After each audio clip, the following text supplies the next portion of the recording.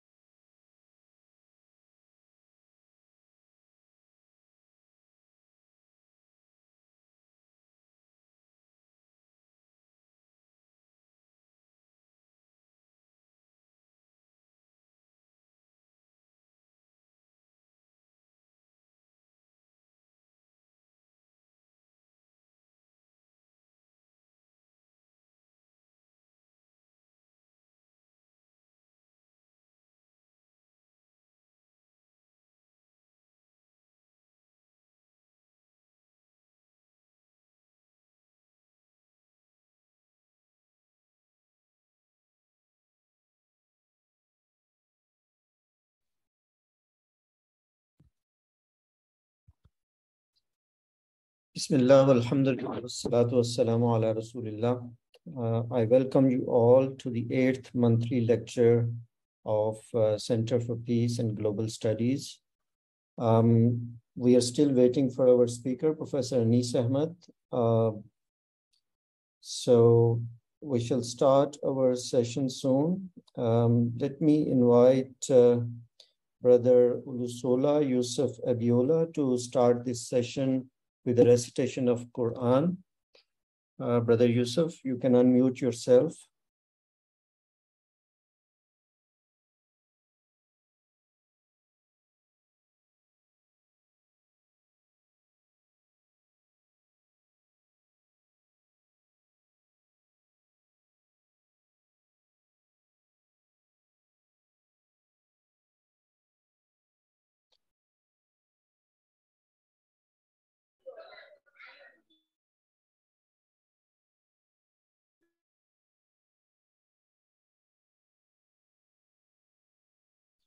Yes, Brother Ulusola, we can hear you. Please start the recitation of Quran.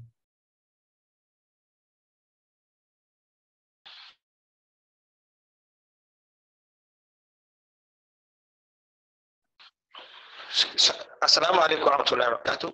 Should I start the... Yes, please go ahead.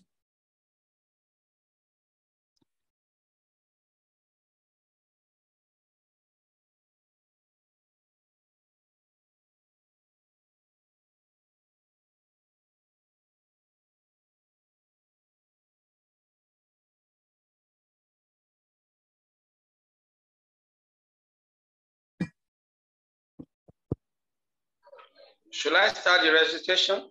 Yes, please go ahead. أعوذ بالله بالله من الشيطان. بسم الله الرحمن الرحيم.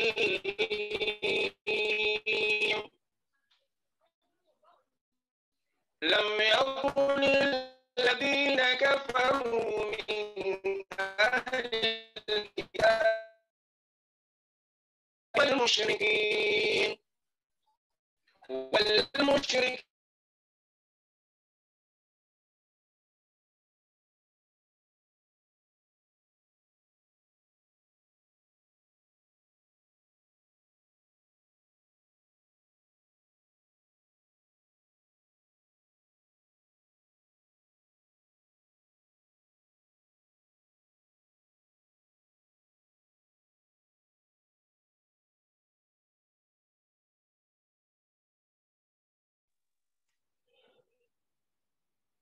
أعوذ بالله من الشيطان الرجيم.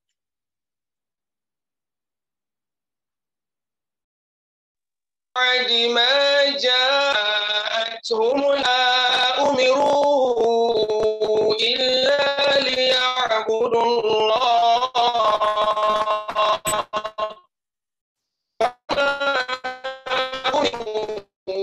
إلا مخلصين له الدين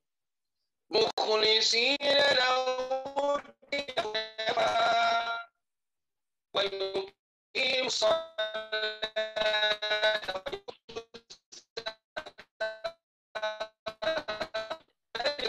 القيمة. إن الذين كفروا من أهل الكتاب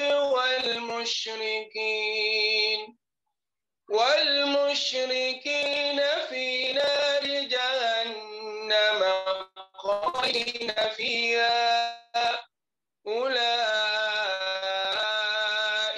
هم شر البرية. إن الذين آمنوا وعملوا الصالحات أولئك هم خير البرية جزاؤهم عند ربهم جنات عدن تجري من تحتها الأنهار خالدين فيها أبدا رضي الله عنهم ورضوا عنه ذلك لمن خشي ربه. اللهم ارحمنا بالقرآن. Jazakumullah al-khair, Brother Ulusola. Professor Anis Ahmad has joined us. Assalamu alaikum, Professor Anis Ahmad. Can you hear us? وإياكم.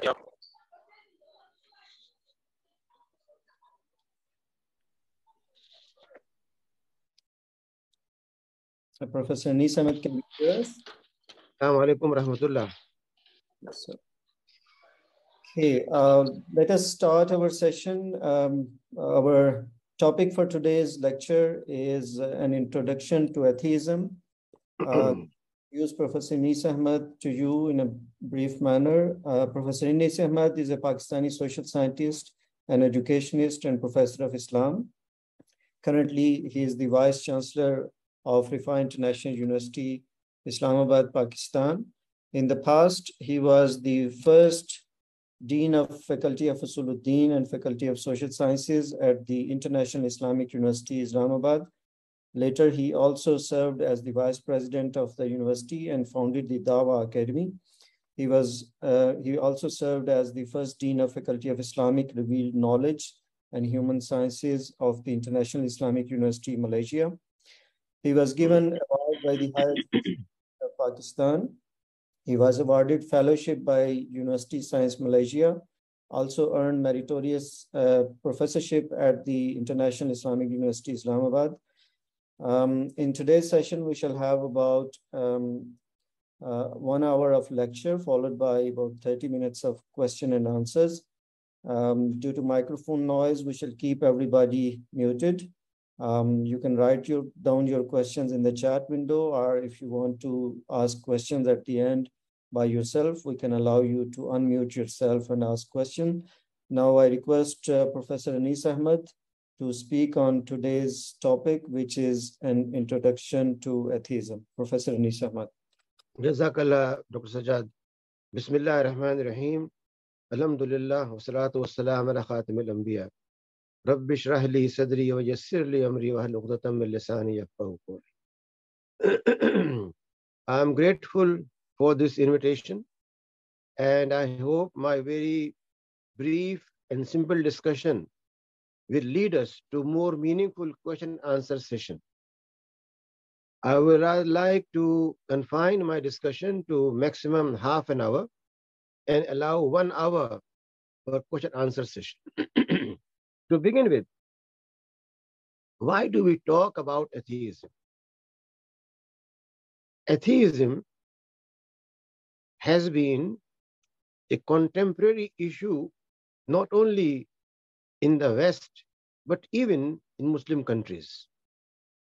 Muslim countries for centuries with their conventional Islam were at least saved from this deviation from human nature, which is known as atheism. But West had to face it as a natural consequence of its intellectual development.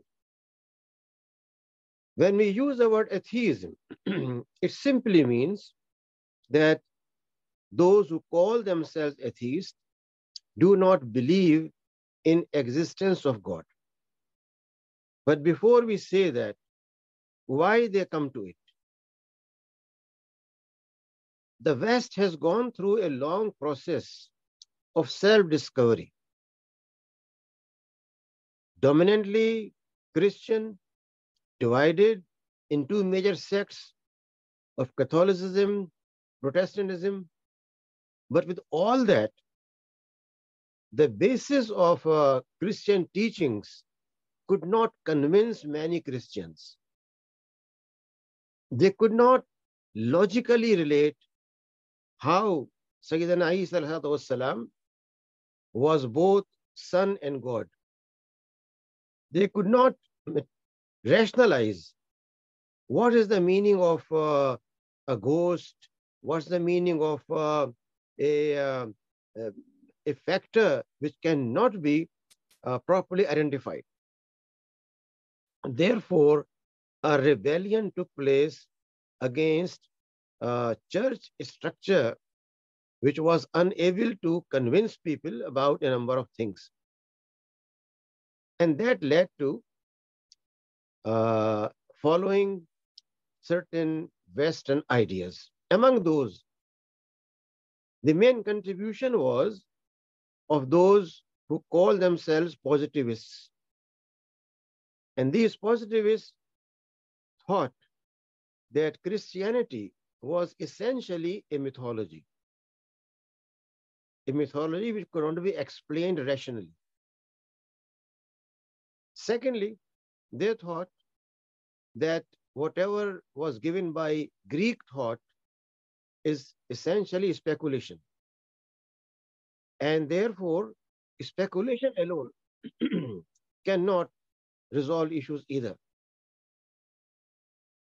Their solution was that neither Christianity nor speculative philosophy, but a positive approach by which they meant looking on things in their material existence empirically. So when we look on things from empirical viewpoint, then automatically all those matters which are not material but metaphysical, they become irrelevant. Therefore, the rise of positivism or positivist thought and materialism led Europe to automatically welcome an anti-Christian approach of atheism. In that, a number of major philosophers also joined. And therefore, we find that Nietzsche and many others, Karl Marx, for example, Feuerbach, for example, Schopenhauer, for example, Sigmund Freud, all of them joined this concept because they believed in materialism or positivism. Consequently, the later developments in thought, existentialism, and philosophical doctrines were influenced by it, and philosophers like Bertrand Russell was publicly a secular person, and among the existentialists, a big number of philosophers did not believe in God. This has been the main reason of spread of atheism in the West.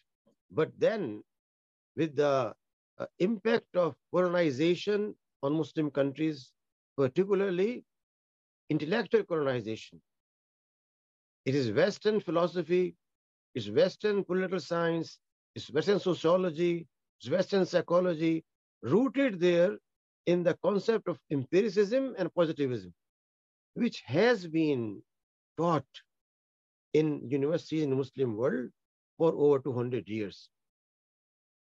For 200 years, people kept in their mind two separate sections. One, which they believed was given to them by their parents. So, conventional Islamic understanding of making some ibadat and claiming to be a Muslim. And secondly, to be modern, to be able to get a job, they tried to master all that discipline in which they were educated. Political scientists, legal thinkers, medical doctors, whatever they studied was essentially a matter of Eurocentric knowledge, which was fully occupied with empirical epistemology. Therefore, empiricism and positivism, they led to a logical consequence of theism in the West, and same happened, though a bit late, a bit slow, in many Muslim countries. A few years back, a survey was published by New York Times, and that indicated that at a global level, there were around 222 million atheists and around 887 million agnostics. Now, the difference between the two, atheists publicly declare there is no God, but agnostics take a different route. They say we have no means of knowing what is knowledge, and therefore they deny existence of knowledge. When they deny existence of knowledge, then automatically they do not believe in revelation or any divine scripture. Therefore, but the end result is same. Agnostics as well as those who call themselves atheists live in one and same space, and they have nearly same mindset. The concept of atheism ultimately leads to, first and foremost, the creation of universe does not involve any creator, but it's a matter of an accident or a matter of evolution. Secondly, human beings are their own masters. They decide for themselves what they like. And today you find even a 3-year-old child tells his or her mama that, Mama, I don't agree with you. I'll not take egg. I'll take pizza, because he on the screen he has more advertisements of pizza and Kentucky Fried Chicken, and he insists on that and says, I want that, not what you want. This individualism has led to a whole culture of myself and no one else. Thirdly, it also leads to agnostic approach, rather denial of any divine guidance. So whether a person is Christian or Jew or Muslim, once atheism influences, then the person thinks that all these religious texts have no authenticity, no relevance, and he or she is free of them. When these three things take place, then automatically the society becomes essentially a matter of what benefits people and not any concept of ethics and morality. I'm not saying that all those who are atheists are immoral. I'm not saying all who are agnostic are corrupt. No. All I'm saying is that they believe they do not need any ethics and morality which has any roots in religious text or divine guidance. They can make their own rules, which will be very much temporal, very much short-lived, because with each change of space and time, they will have a new morality. There will be no absolute good, no absolute bad. So these are four basic aspects that are outcome of an atheistic mind. Universe without a creator, either by accident or by an evolution. Human being without any need for guidance. Ethic and morality should have no permanent standards but keep on changing. And at the same time, human being as an individual is his or her own judge. They should decide what they want. And there is no uh, measurement for human beings to declare this is good and this is bad. These are, in very brief words, consequences of this atheistic approach. What are the problems in that? If atheism is accepted as an ideology, then we have not one, but billions of gods, because every individual becomes his own god. If atheism is accepted, then you have no social harmony. You have no social justice. But whatever a few people who are in power, intellectually, politically, militarily, economically, whatever they say becomes law of land. That becomes ethics. That becomes moral. And thirdly, the human existence, why human beings want to live in a society, what should be their objective, becomes extremely vague, purposeless, and meaningless. It's only belief in divine guidance, in the creator who made humanity and world and human beings, that brings a unified concept of life. If we lose that, then we become fragmented and every individual becomes his own God. Individualism means I decide what's right and wrong, and it's not your concern. While if we believe in divine ethics and morality, divine guidance, it simply means that the one who has created human beings, who loves human beings, who is concerned about them, who can never be unfair to them, who is never unjust, he's kind and compassionate. That kind, compassionate being provides human beings what is good and what is bad. For example, The divine guidance of Islam tells us that if you find one or both of your parents in old age, then don't say oof to them.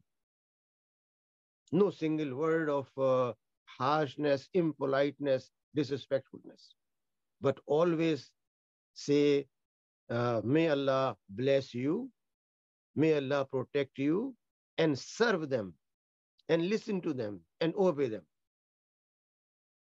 Now, if it is me, individual, and I think that these parents who are now old are no more productive economically, why should I keep them in my home and pay their health bills, electric bills, their food, everything for them?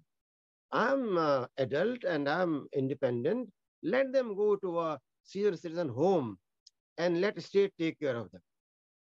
Now, this is a natural consequence of individualism, which is presently prevalent in both East and West.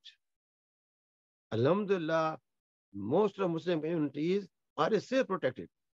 Muslims still have respect for their parents, grandparents, and want to keep them in their own home, not in citizen home.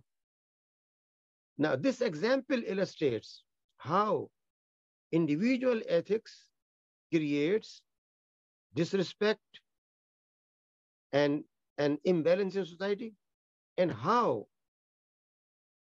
when we take Allah subhanahu wa ta'ala or God for Christian and Jewish people or any other name they take as ultimate being, when the divine guidance from that ultimate being is taken as guidance, as measurement for behavior, then you have two different kind of persons, two different kinds of societies.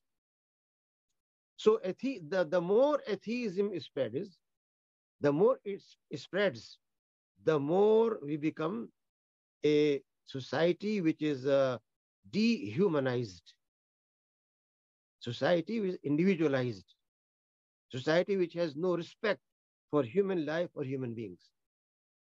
This is why the Quran tells us that you should try to use your reason as well as your heart, both. Your qalb and your aql, your reason and your emotional intelligence. Both should be used in investigating what's around you. Can this universe with those galaxies, Milky Ways, beautiful environment by itself be created? Is it a matter of just a big bang that leads to various structures to move in a magnetic way, in an organized way, and they never collide? Can that be all by itself? Or there has to be an engineer, a planner, a designer? Then the Quran asks, well, you travel on land, you travel also on seas and rivers. In the sea, you find in the middle of the journey, there is a stream of sweet water, which is not mixed with salted water. You can take a bucket and drink that. Is it self-judgment of H2O, water, decides to be sweet and sour and salty and separate and not mix? Or there is someone who has planned that even in a fully salted ocean, you might get a channel of sweet water for travelers who may become short of water. When you look into the world around ourselves, say for example, honey is a desirable food for many people, and it is sunnah. But how honey comes? The honeybee travels miles and miles, kilometers and kilometers to bring a very, very minute essence of a fruit or a flower. And that a few drops are gone through a process. And after all that process has taken place, then this honeybee emits their processed material as honey, not just leave it somewhere, but stores it in a honeycomb. And the honeycomb is not just a matter of some wax. It's a matter of every single space properly, smooth, designed in same size. Every cubicle of the honeycomb is exactly same depth and same kind of structure. Did this honeybee ever got a class of civil engineering, mechanical engineering to reach that point? Who has? Is it just genetic, or is it a matter of a designer who designed a honeybee in order to create honey, and that honey to be offered to human beings? Now, all these aspects are questions raised by the Quran, that look how honeybees does it. Look how rivers flow. Look how climates change. All these things cannot be a result of an accident. Therefore, discover who is behind it. And the Quranic answer is, it's not only you, but since first human being on earth, from Adam till Sayyidina Muhammad, the final messenger, hundreds of messengers came in every age, and all of them said one and same thing, accept one and only ultimate creator as your Lord, as your God, and obey him. How is it possible that for millions of years, any message that comes has one and same message? And that message, when translated, creates a loving society, a caring society, an honest society. And when the society is corrupted and no one listens to the advice of prophets of Allah, then these societies become ruins. You have ruins available around ourselves in many parts of the world, which indicate very clearly when a moral decay takes place, what happens ultimately. So this evidence that exists around us and the invariable and continuous message given by prophets of Allah indicates that just human reason alone or intuition alone cannot be enough. We need to have divine guidance for human beings to fashion their life, to live in a peaceful manner, to create a fair and just order, because that requires rules and regulations which are not biased. And only the Creator, only Allah subhanahu wa ta'ala can provide that guidance which is unbiased. Any individual claims to be atheist or even a practicing a Christian, Jew, or Muslim, when he claims that whatever I'm giving you is ultimate truth, then with all his or her knowledge, the finitude of knowledge cannot be avoided. Human beings with huge libraries memorized still remain finite. And no finite person can claim universality of his or her opinion. Therefore, Islamic approach and response to atheism very simple. If you want to live a peaceful life, a meaningful life, then human reason alone cannot be judged. Then man cannot be his own guide. Man needs some guidance which should not be selfish and self-centered, but should be objective and based on benefit of mankind. Whatever an individual thinks may be beneficial for this person, not for others. But whatever Allah, the Creator, provides is for the benefit of the whole of mankind. And no one else can take that objective approach but Allah subhanahu wa ta'ala.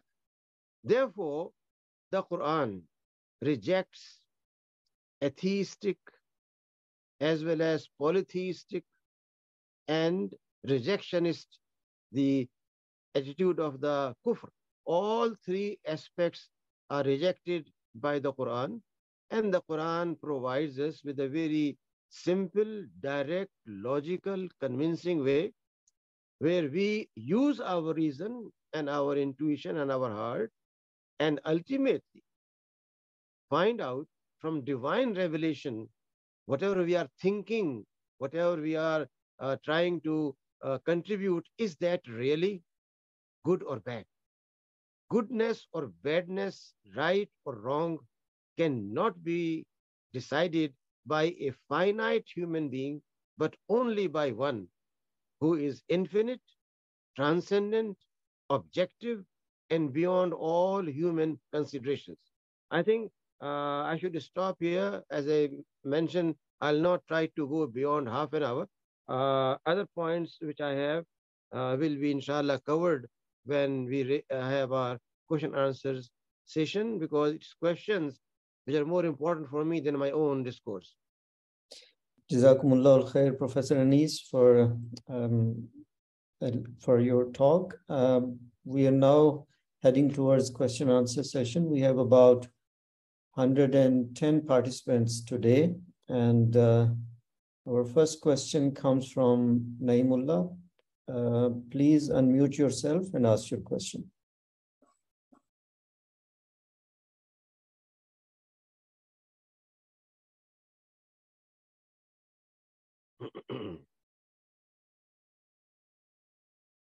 Naimullah, could you please unmute yourself?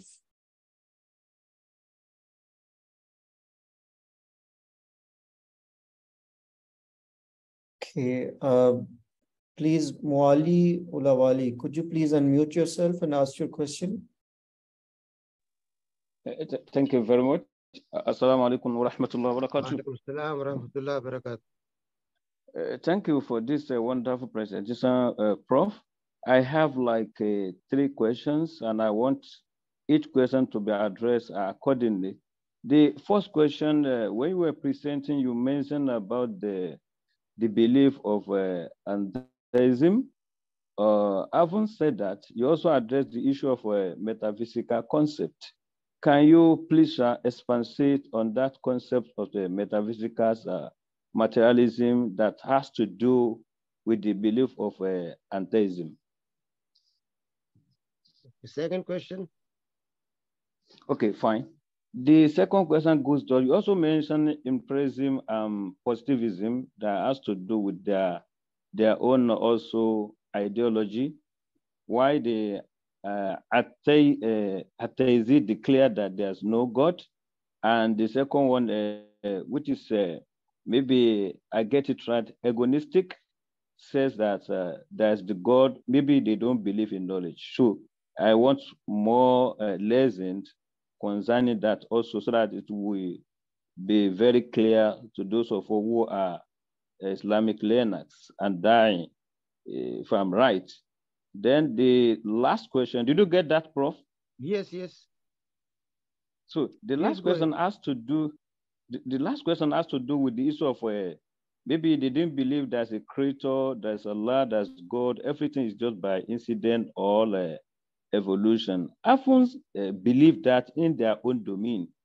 Can they share with us, do they have any test, even though they will design or write that test by themselves, which we all know that Islam rejects their faith. Do they have any test that guide them, since they don't believe in the guidance of Allah? Thank you very much. Last thing? The last question, you made mention of the belief of Atheism, that they did not believe, they said all the world is by incident or by evolution. They did not believe that God has a creator. They don't believe in Allah, that somebody behind the creation of the world in large. The question goes thus: haven't believed that in their own domain, do they have any test? Do they have any guidance that guide them that test is written like Quran? Do they have it? Well, let's begin with first question. Thank you, Prof. Thank you. The word materialism simply means that universe, human beings, and whatever we have around is essentially material. When we say something material, it means something limited and confined, which has a beginning and an end, like a mountain, a camel, an automobile. These are material objects, and they have an end, a beginning. They are confined to a shape, a form, a weight, and so on and so forth. Materialism claims that the world is a result of a material progress. Human being has material life. There is no life after death.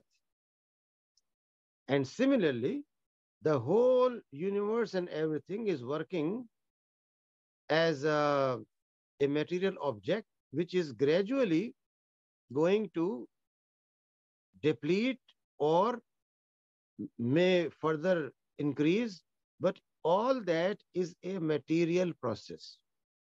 There is no other factor involved in it. Consequently, if everything that is material is true and ultimate, you have no place for any divine guidance, no place for any creator, because matter itself is changing its shape and form. Matter becomes solid, matter becomes liquid, matter becomes gas, and all these are changes caused by itself, not by someone else. Therefore, materialism of Karl Marx or others automatically eliminates any place for God or any place for ultimate creator. This is for the first question. Second one, when we use these words positivism and empiricism, these are philosophical terms. Positivism does not mean something positive and not negative. But positivism is a philosophy which was introduced by Auguste Comte, a French philosopher. And Auguste Comte came up with very specific statement that we are living in an age of science, which he called age of positivism. Before that, we lived in age of speculation, which was philosophy. And before that, we lived in the age of mythology, which was Christianity. And these two phases have gone. Now, the phase in which we are living is that of positive living. And positivism means age of science. Therefore, everything that can be explained with the help of science, and science, you know, deals with experiential matters, empirically verifiable, measurable. You can say a table is 7 feet long and 4 feet wide and 4 feet high. This is what is meant by scientific measurement. So everything that can be measured scientifically, experimented in this way is real, and what cannot be done is unreal. Can we say that the creator God, Allah subhanahu wa ta'ala, weighs 85 kilograms, 8,000 kilograms? No, Allah subhanahu wa ta'ala is beyond this measurement. He is all powerful. But what is meant power? Can this power be measured in watts and uh, and the kind of human measurement? No. Therefore, the word positivism should not be understood literally, but it is a philosophical term, which means that only those things which are empirically verifiable are genuine. Now, you cannot empirically verify touching Allah subhanahu wa ta'ala, shaking hand with him. You cannot do that.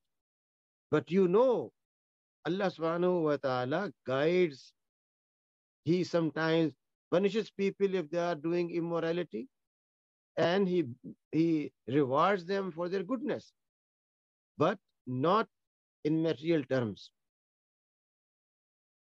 Empiricism, again, is a philosophical term, and its main proponents were John Stuart Mill and Malthus, and both tried to come up with the approach that whatever is scientifically established, empirically established, is true. Whatever is not, it's not correct. It does not exist at all. And since the matter of divinity of Allah subhanahu wa ta'ala cannot be empirically judged, therefore there is no God. So these ideologies lead to automatic rejection of existence of God. What I said was that atheism is a system of thought where God has no place. But materialism and empiricism are philosophies which lead to the same conclusion.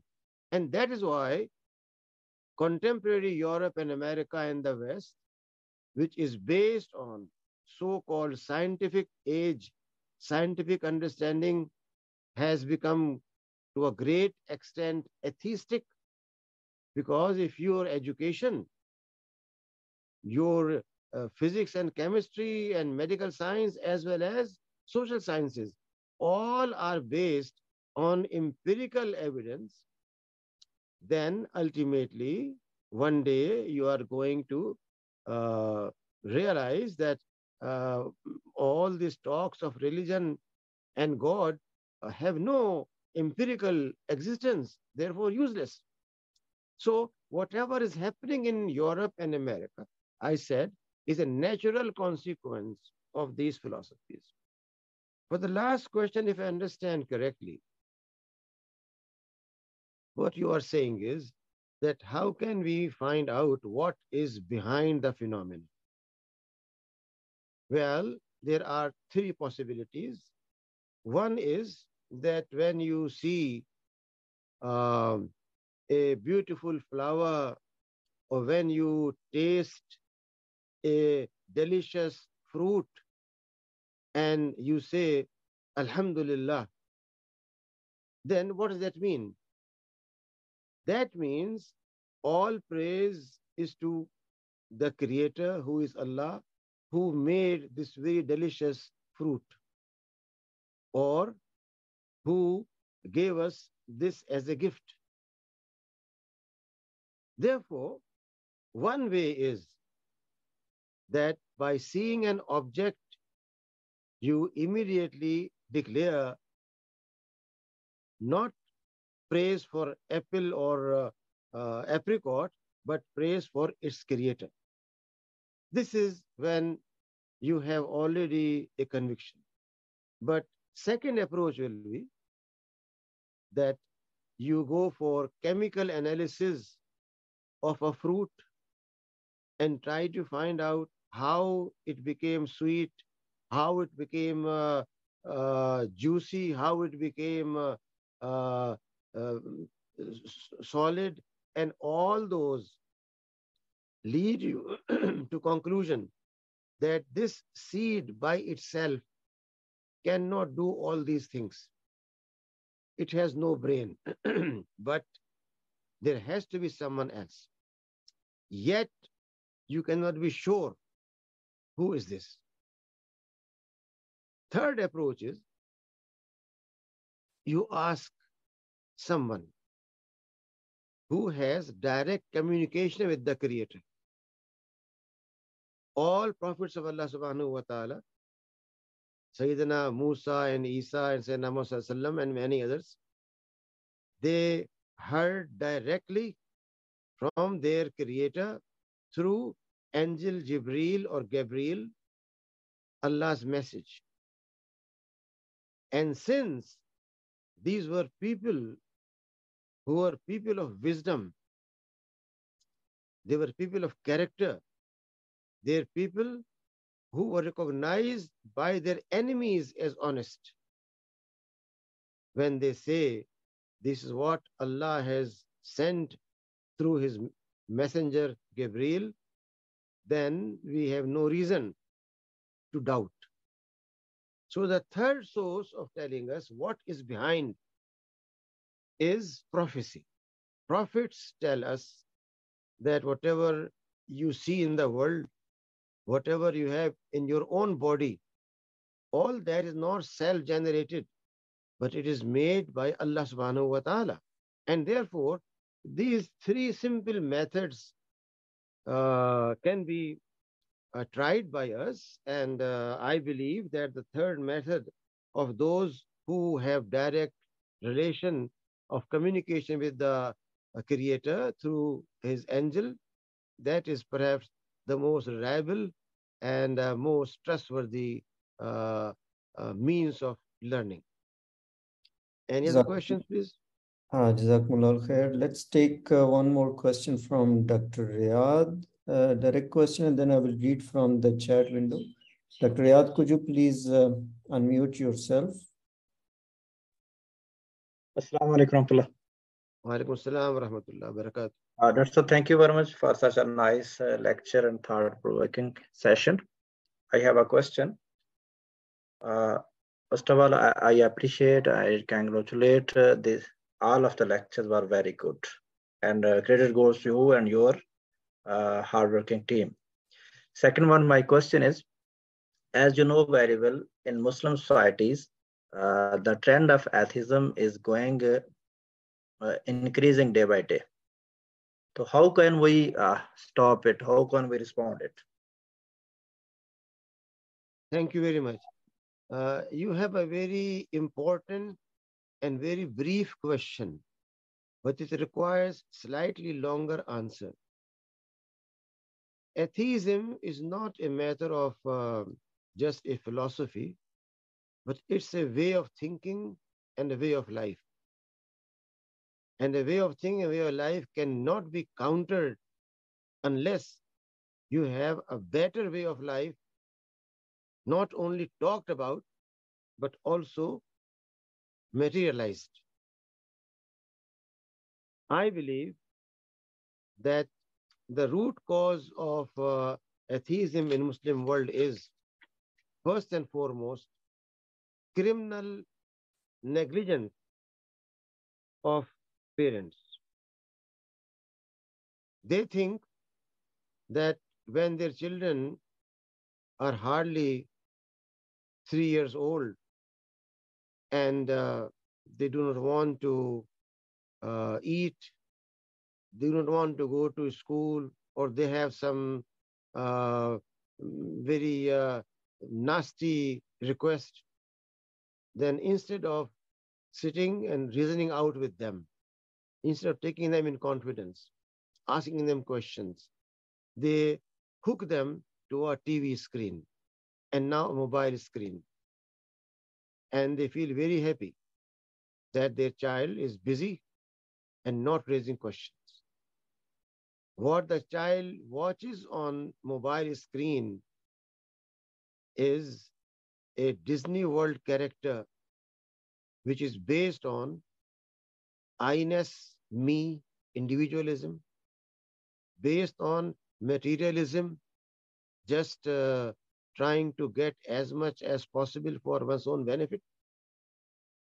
And similarly, a character which is not helpful but harmful,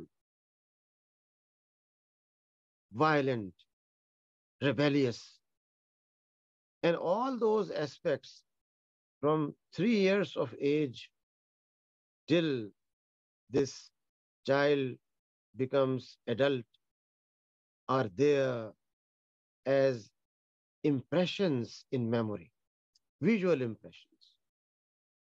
Now, with that, if this person goes to a high school, to a university, where he or she is taught that human beings came out of an evolution, that science and technology is the only key to progress, then do you expect this child who is now about to be an adult to believe in what he has seen from a distance, his parents doing, making prayer, or what he thinks he look on the TV screen and finds skyscrapers, scientific labs, big factories, roaring out automobiles and so on and so forth?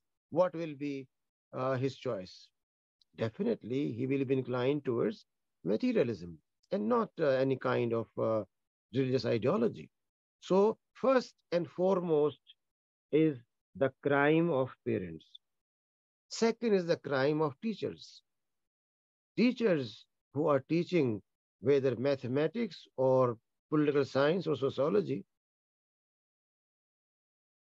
even when the book says that man is a social animal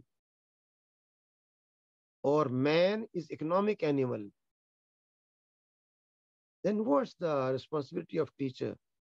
To believe in that and let it go in the mind of the student, or to ask the student? Indeed, this is a Western concept which is in this textbook, because textbook is written and published in London or New York, not in your native country. And the author is also a person who may be atheist or maybe a practicing Christian, but who believes in these things. Yet, truth is different. It's teacher who is responsible for providing what is right knowledge. Thirdly, it's not only just student and teacher, it is the society. When you see in society a race for material progress, then do we have in society also a group of people who go out and help people in their crisis and in their problems, who raise fund from those who have resources and provide them for their food, for their dress, for their housing? Which means that society has become essentially detached and materialistic and has no concern for human beings. And that's what I called a while ago, that scientism, materialism leads to dehumanization of man and society. So, how should we stop? Answer is very simple. First and foremost, a dialogue and discussion with your children. Secondly, an effort to expose them to other interpretation of life. What they listen from their college or university is that you should be a smart student who is fully aware of what is said in economics by a Western economist, what is said in political science by a Western political scientist, and so on and so forth. This is the measurement for them. No. You ask him, what is, in your view, political thought given by Muslims, and how much you are aware of it. When you take that approach, then you are inviting your child to become critical. When he becomes critical and he compares what is claimed to be good by the Western society and what is declared by the Quran and Sunnah as good, then he will be able to make better judgment And he will be a reasoned Muslim, not just a conventional Muslim. And once he has this aspect of reviewing critically everything, he will be most probably, inshallah, guided by Allah subhanahu wa ta'ala, and he will not be lost in dark. Next question, please. Jazakumullah khair. Next question is from Siti Hajar. She asks, or he asks, can deism, natural religion, can be considered as atheism belief? To what extent the innate disposition or fitra of humans can help to keep us in believing in God? So deism or natural religion? Well, deism is a philosophy which claims that for argument's sake, we can accept that the pendulum did not start moving by itself, but someone gave a push. And that push is God. But once God gave this push, there was no more need for God, and now pendulum is moving by itself. This is how I can illustrate the point of deism.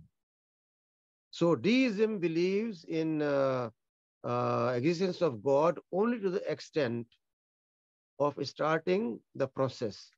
After that, everything is mechanical. The whole universe is working mechanically. Human beings work mechanically, and there is no need for God at all. Now, when we talk about fitra, then the Quran uses it in the sense that if a human being is not corrupted and polluted, then he is one day bound to come to conclusion that there is definitely a creator God of me and of universe. But fitra cannot provide him guidance. Fitra can take him to a point where you need guidance. That's why human beings were not left to fitra, but with all good fitra, from day one, they were provided with prophets who came with divine revelation and told them what makes their Rabb, their Allah pleased and what makes him unhappy. So fitra is for example, a kangaroo by fitra takes its child in a pouch and does not feel tired and unpleasant. For example, a bird makes a nest by fitra and hatches her eggs. And when chicks come out of those eggs, teaches them how to eat. And when they are a bit bigger, then let them fly and discover the world for themselves. This is fitra. Same as I said a while ago, that honeybee has a fitra. But fitra is not enough, because the Quran says, "Aha, we sent wahi to honeybee." It is not just she by genetic constitution starts making honey. No. Although by fitra, honeybee is a very hospitable fly, which is offering her food to human beings. Very hospitable. But how all this process takes place, as I said a while ago, that is by wahi of Allah subhanahu wa ta'ala, that you take from one flower or different flowers, or how you mix it, how you cook it, all that is by wahi of Allah subhanahu wa ta'ala. So fitra alone does not lead to success. It's only when guidance along with fitra is accepted and applied, that we become successful in this life and life hereafter. Fauzi Mohsen, could you please unmute yourself and ask your question? Assalamu alaikum warahmatullahi wabarakatuh. Thank you very much. Very good talk. I'm from Malaysia. My question very simple, only one question. The atheists always ask, who created God? How should I answer that? Who created God? Thank you. Thank you very much. The simple answer is that no human being created God. Because if human beings create God, it will be a creature, not a sustainer. You create a thing, you are its creator. What you create does not become your creator. But we are talking about the creator God. And that means, logically, the creator God should not be created by human beings. So they have to modify and correct their question. Their question has basic logical fallacy. Logical fallacy is that they are asking a creation to be named as creator. Now, human beings, all of them can get together and call this tree is our God. But that does not make him God. Because that tree is creation, not creator.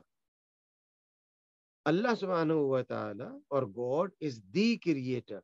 Therefore, from the beginning I'm saying, the creator Allah, the sustainer Allah, the powerful transcendent Allah. All these attributes are for Allah subhanahu wa ta'ala, who is incomparable. Nothing is compared to him.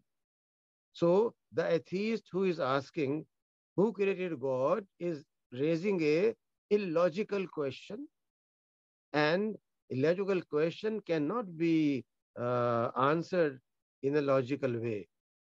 Nevertheless, Islamic approach is very simple. Instead of asking who created God, Islam asks who created these stars. Some human being, some genie, some tree, some animal, who created these rivers and the balance in universe. Human being, capabilities of human beings, his capacities, who created that? And the answer is no one else can do it, because only who is infinite, who is all powerful, who is all care, who is all love and compassion can do it. And that is only Allah subhanahu wa ta'ala. Israrullah, could you please unmute yourself and ask question? Assalamu alaikum, sir. Wa alaikum assalam wa rahmatullah. Sir, atheist people blame that Allah subhanahu wa ta'ala is the author of evil, no less than of good. What Quran says about it? The Quran says Allah subhanahu wa ta'ala is all blessing. He is all adl, and you do zulm on yourself. He never does zulm on anyone. This is the Quranic ayah. And zulm means when you transgress. Zulm means that you are invited for a dinner. You take 2 bowls full of soup. You take 1 full chicken. You take 3 bowls of dessert. And when you have diarrhea, then you say Allah has given diarrhea. No. If you have overeaten and violated all health regulations, then who is doing zulm? Allah or you? Therefore, the Quran says very clearly, whatever wrong is done is all because of human beings' wrong judgment and wrong behavior. Allah subhanahu wa ta'ala never does any zulm or unfairness because he is always concerned about his creation and he is all compassion and love. HS Ali, could you please unmute yourself and ask question? Assalamu alaikum wa rahmatullahi wa barakatuh. Assalamu wa rahmatullahi wa barakatuh. So thank you so much for this wonderful lecture. My question is that there is a strong impression that the stagnant and authoritative attitude of church that didn't allow anyone to think out of the box in medieval ages. Thus, when church was unable to satisfy the questions created by modern science, people revolted against religion. Sir, don't you think that the Muslim ulama, I am talking especially in the context of Pakistan, their preaching, their dawa work is devoid of reasoning and unable to satisfy the questions raised by modern man, modern age. Do you think that the Muslim scholarship of dawa work is following the same line of church of medieval times? Thank you so much. Thank you very much. Well, in every age, you will find people who are more reasonable and those who are not reasonable. So it's not something unusual. With Christianity, it's very obvious. Historical records indicate rise of Western thought is based on what you said a while ago. But in Islam, from day one, the Quran and Sunnah both encouraged use of reason. In the Quran, you find nearly on every page, ulul albab, people who have to be rationally and emotionally balanced, people who use their vision, their eyes, their audition, people who contemplate, do tadabbur and tafakkur and tafaqquh and so on and so forth. At the same time, the Quran and Sunnah both from beginning insist that Muslims should do ijtihad. It is wrong to think that maybe in 20th century or in some other period, someone came with the idea of having ijtihad. No, it's completely incorrect to say from the prophetic time, ijtihad has been done and Islam wants people to do ijtihad. If they do not apply ijtihad, it's their problem, but not Islam's problem.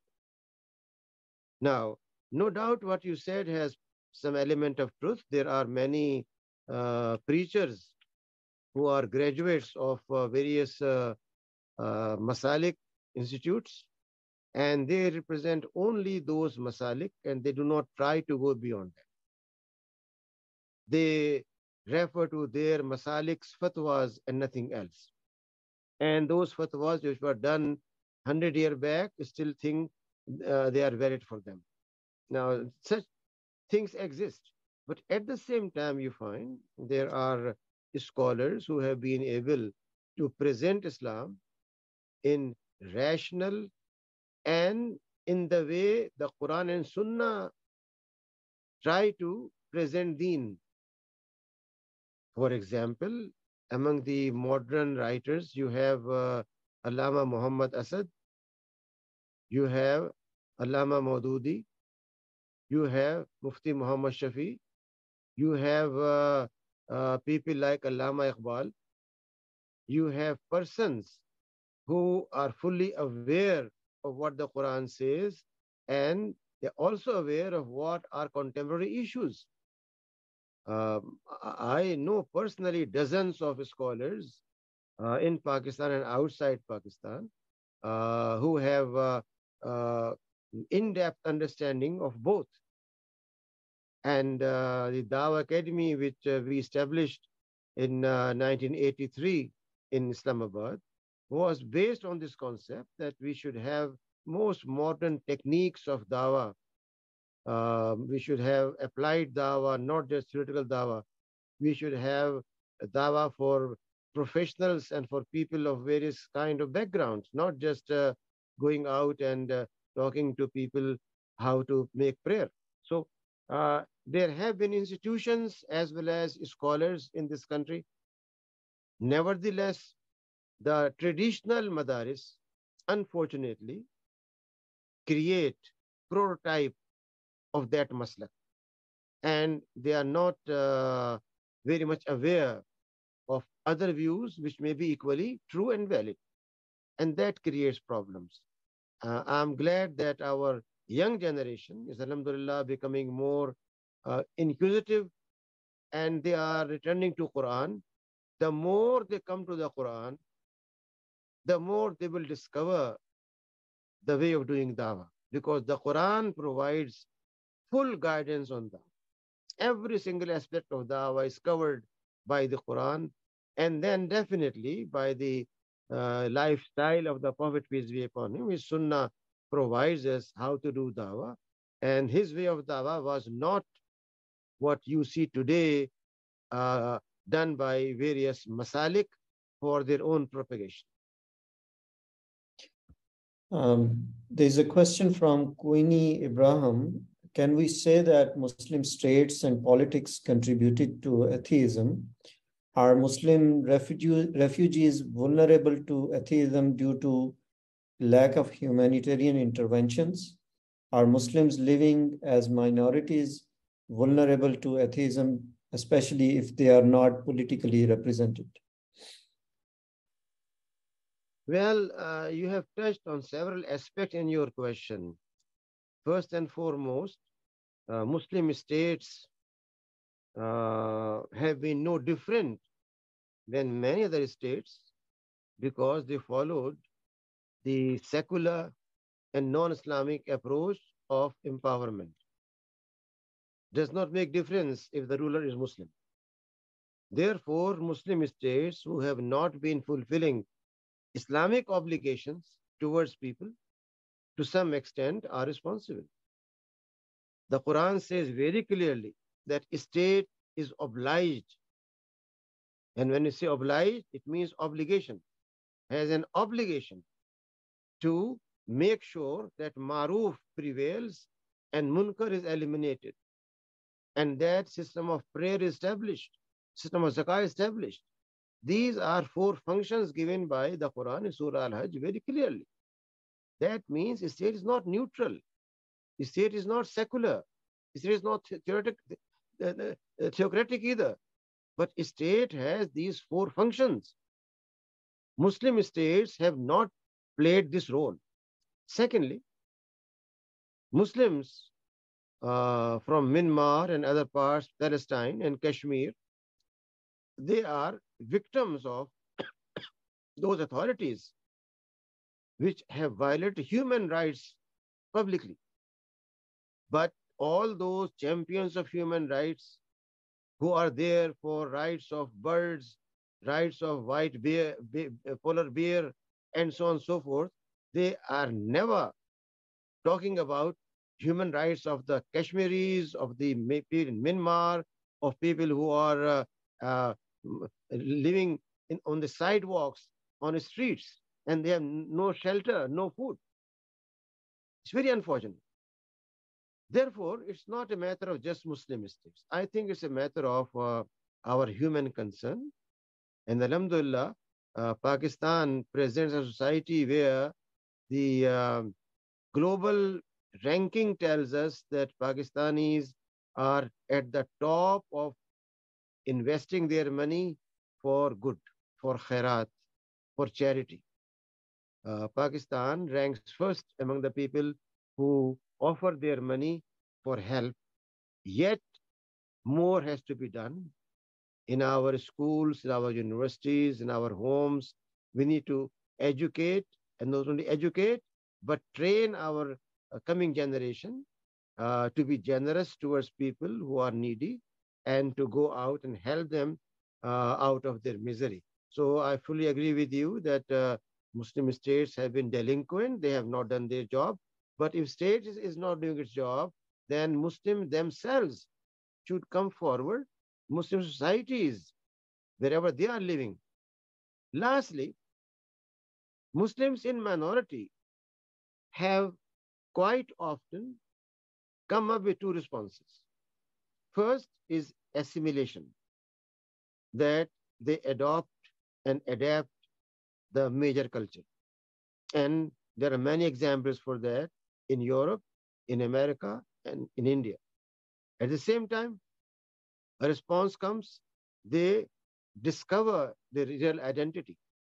And you have both in Europe and America, youth, Muslim associations, professional bodies like social scientists, engineers, medical doctors, joining hands and helping Muslims and non-Muslims in those areas. So there are both responses, and I am more optimistic about the reawakening, rediscovery of Islam by Muslims who are living in a minority condition in Europe and America.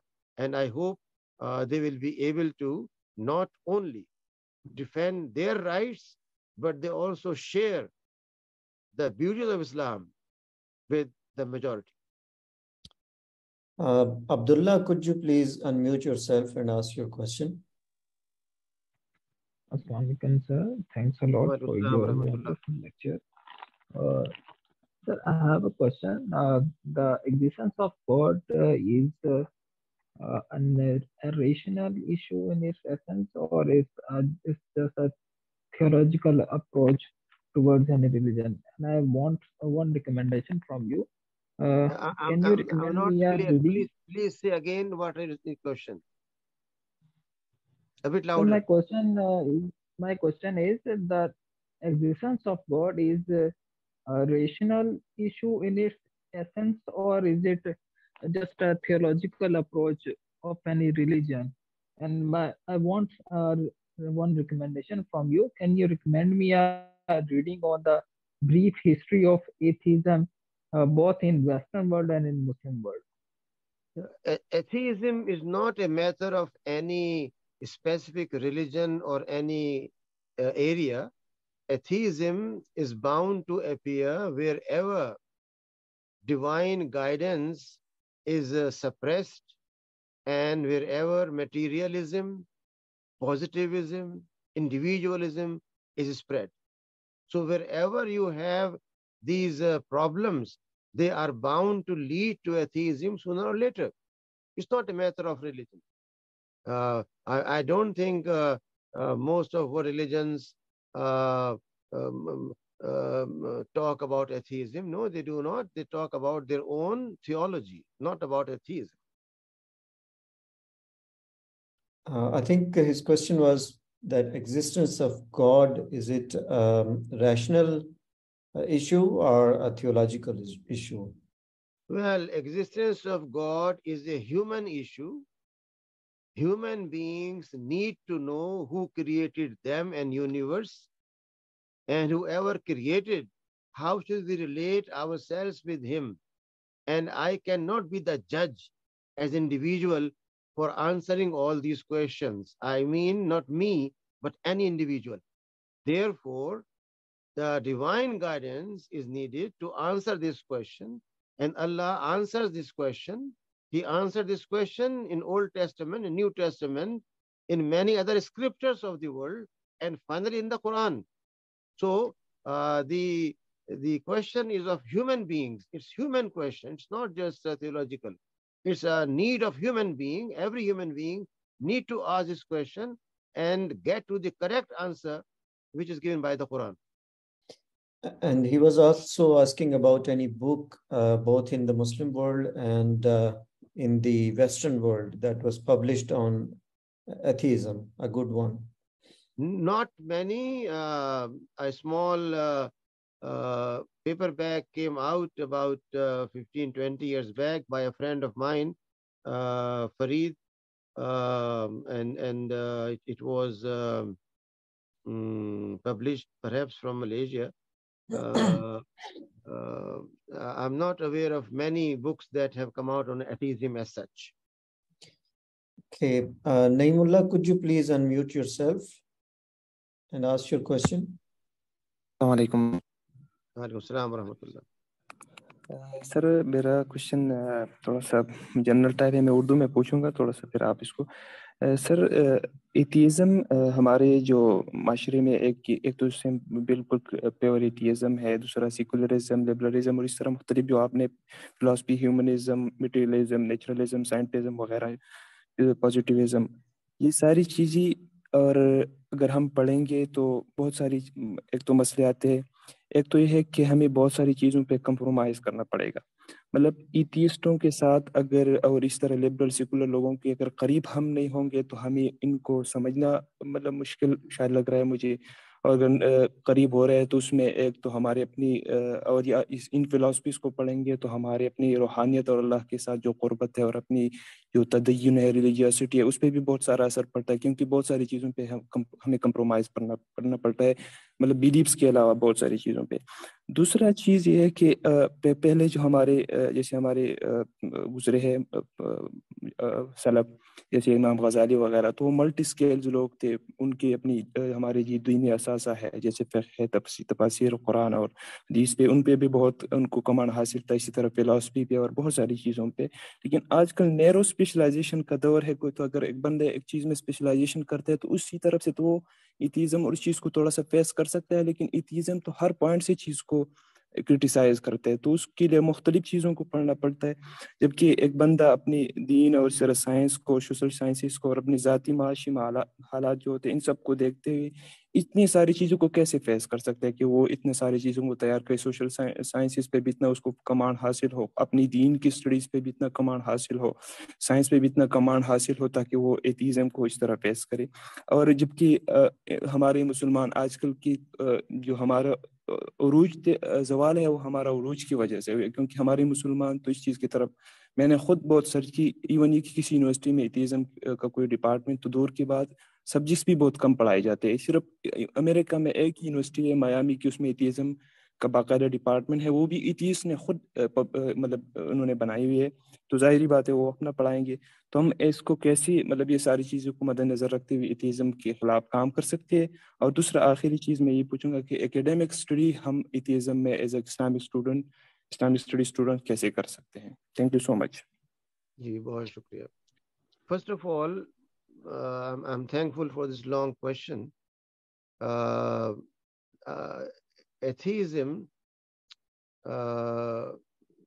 as I discussed earlier, is an approach, a vision of life, and nothing wrong in studying texts written by atheists to understand their position. If we know what is Islam, then nothing can move you out of Islam. One should know their arguments directly, not just by hearsay, but by reading them. And Islam does not stop you from that either. There is no need to have a department of atheism in university because it's not a well-defined system, but it's a deviant approach. Nevertheless, it should be studied. Now, the first part of your question, that how could we have people like Imam Ghazali, I think in my own lifetime, I have met people who have full knowledge and command of Quranic ulum, Hadith ulum, fiqh. At the same time, they know a lot about medical science, physics. They know a lot about world religions. And one example is that of Abul Ala Maududi, other is of Iqbal, Muhammad Asad, and many others. I have done my studies of comparative religion and ethics. I have taught comparative religion for many decades. I have studied social sciences, psychology, sociology, anthropology. I have been writing on various social issues. And recently, I have written a thematic study of Surah Al-Fatiha and Al-Baqarah and other surahs. Now, all that is possible. It's not a matter of how we can do it. It's only a matter of how you manage your time and how you take these things seriously. If you take them seriously, you always get time for that. So I think this is doable. Lastly, I don't agree with you that if we meet atheists or if we study atheistic literature, then we become atheistic. No. We should become more thankful to Allah subhanahu wa ta'ala for protecting us from that misguidance.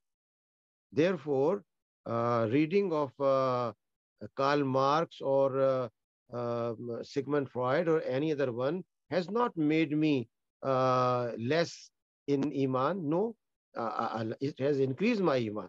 So I think one should be very fair and objective. You should not pass judgment on atheists without reading them, without knowing them. And I will recommend that you should at least read some basic texts of positivists and then argue with them based on the Quran and Sunnah, which should be also fully understood with the help of major tafsir of the Quran. Jazakumullah khair. We have come to the end of our session. I'm sure there will be more questions to ask, and I apologize everybody who wanted to ask questions. And I thank you everybody who attended today's session, asked intelligent questions. And I give thanks to Professor Anis Ahmad for giving us time on such an important topic. And we have a schedule of our monthly lectures every Saturday of every last Saturday of every month. We conduct this session, and this session is broadcast live on our Facebook page, www.facebook.com/globalcenterpeace. It is also being live today at YouTube channel, youtube.com/@globalcenterpeace. Please join our Facebook channel and YouTube channel for future updates and future lectures. Today I will ask Professor Anis Ahmad now to conclude this session with a concluding remark and some dua. Jazakallah khair. I greatly appreciate questions, and I hope inshallah in future also we'll have same approach of more questions and less monologue. The discussion that we had today, in my view, gives you a brief idea about why secularism has led to atheism. Secularism is based on a divide between what is divine and what is worldly. And that divide ultimately leads to dividing our life into segments. And when one segment of religious life becomes overshadowed by quote-unquote mythological ideas, then we lose trust in that religious approach, as was the case of medieval Christianity. That's why you find medieval Christianity gave birth to secularity, and then secularity led to materialism and atheism. Allah has blessed us with the divine guidance of the Quran and the most perfect role model of Prophet, peace be upon him. If we hold to these two and try to understand them, not just literally, but in depth, then we have a knowledge which can counter any ideologies. So my request to my young brothers and sisters will be that you should try to increase your knowledge of the Quran and Sunnah as deep as possible, and that will allow you, inshallah, to face not only atheism, but any ideologies which are man-made. I pray to Allah subhanahu wa ta'ala for keep us on right path, Sirat-e Mustaqim. I pray to Allah subhanahu wa ta'ala to forgive our forgetfulness and wrongs. I pray Allah subhanahu wa ta'ala for guiding us in this life and making us succeed in life hereafter.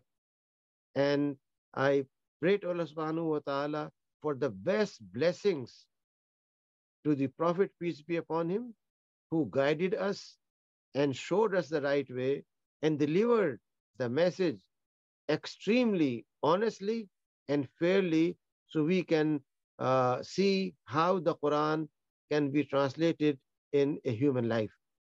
May Allah subhanahu wa ta'ala help Muslims wherever they are, protect them and guide them to right path in order to lead mankind to peace, security, and submission to Allah subhanahu wa ta'ala.